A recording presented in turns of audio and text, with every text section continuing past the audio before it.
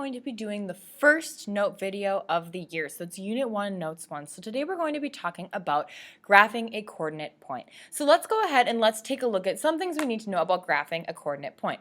First of all is we need to know what an ordered pair is. And an ordered pair is a point in a coordinate plane. So we usually do coordinate points as the point x, y.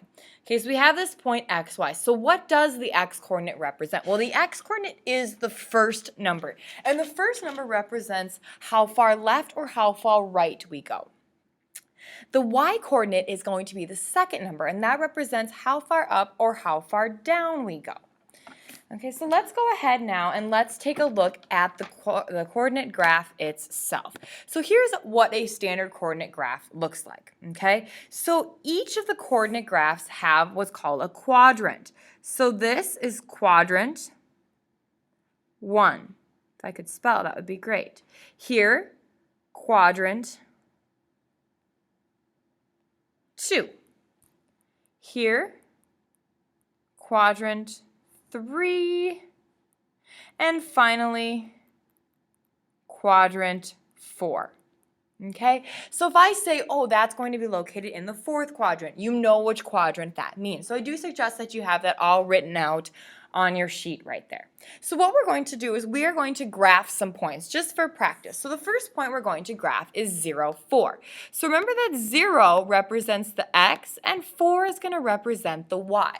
So if the x coordinate is 0, that means we're going over 0. So we're going to be on the y-axis. Remember that the y-axis is the up and down one and the x-axis is the horizontal one. And then it says we're going up 4. So we're going over 0, up 1, 2, 3, 4.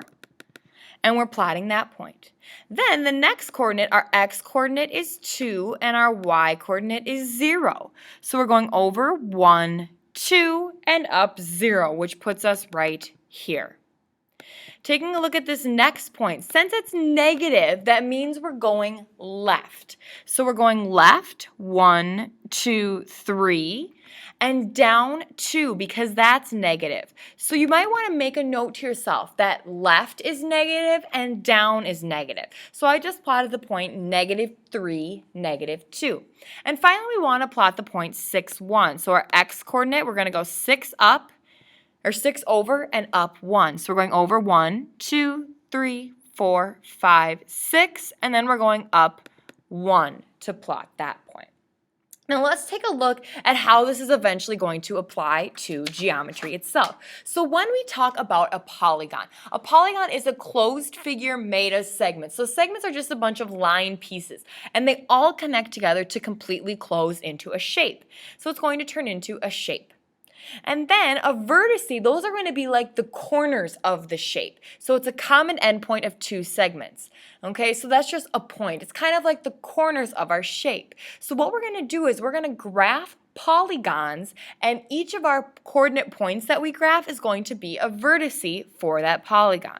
So let's go ahead and let's take a look. So we want to graph the polygon with vertices P, -1, 1, Q, 3, 1, R, 1, 4, and S, -3, 4. So let's start by graphing P. Now, if they ever give you a letter associated with the coordinate point, you need to write that letter down. So -1, 1. So that means we're going left 1 and up 1, and we're plotting that point. And we want to make sure we label it P because that's the label they gave us. For Q, we're going over 1, 2, 3, and we're going up 1. And that's going to be point Q. Again, labeling each point as we write it. Then for R, we're going over 1, up 1, 2, 3, 4. Make that point, and I'm going to label that R. And finally, for S, we're going left 1, 2, 3, because remember that left means negative, and up 1, 2, 3, and 4. And we're plotting that point as S.